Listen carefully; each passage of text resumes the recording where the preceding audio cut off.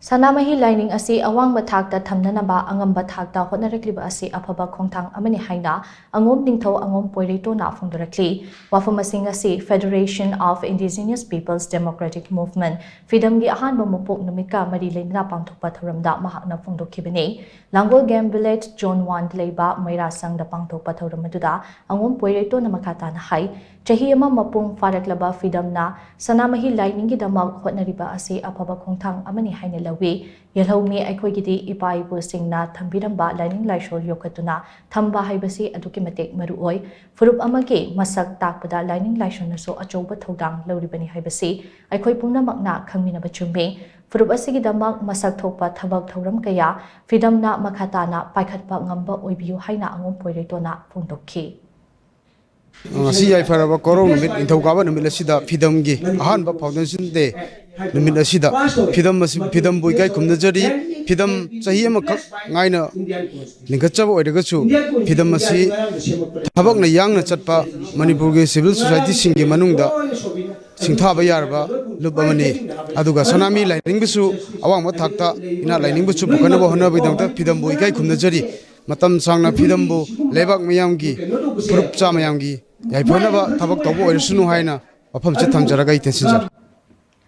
Thoramaduka Mari Lainana Freedom gi President W Santa Miteina haikibada Sanamahi Laining bu religious minority status ta Lainana ba honabana maru oiba pandam oiraga lob ase linkhat khibane Laining asigi matangda Rajya Sabha gi member Ningthou Sanajauba lesemanasu parliamenta pukhat khibale kre Nakalamaromda state asida NRC Hana Chatna Halaba Matungda delimitation gi thabak sing paikhat kadabane maduna trabade delimitation ga mari leinaba thabak thoram amata paikhat yaroi haina mahakna makata khi thoramaduda Federation of Haumi gi President Sapamcha Jadumane Sanakonungi Sanglakpati H Chahiyamba Social Activist Sapamcha Kanglepal Langol Zone 1 gi Merabai gi General Secretary Y Mamata amati Social Activist H Gita Zenso Sarugyakhi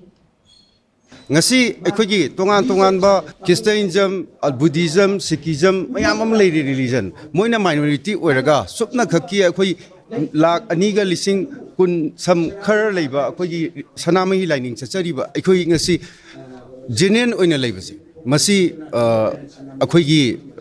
freedom gi maikai degi masi yajaningda ba haitare maduna Sanamahi Laining ngasi India gi constitution da chalanaba gi damakta adaki lakadeba sahi sida masi aikoi kanna approach tok jagani haibasi mayam mafamda thamjage hugzik akoi gi delimitation tongni na haibase masi yamna nungai jadaba ma fawe maramdi karino haiba matamda aikoi gi tongan ba mapalamdagi changjel leiba mitop miyansa mayam singse hana khandoktana delimitation tawba haibase masi NRC hana tawba hana mathau tai haibase masi mtanga thamjage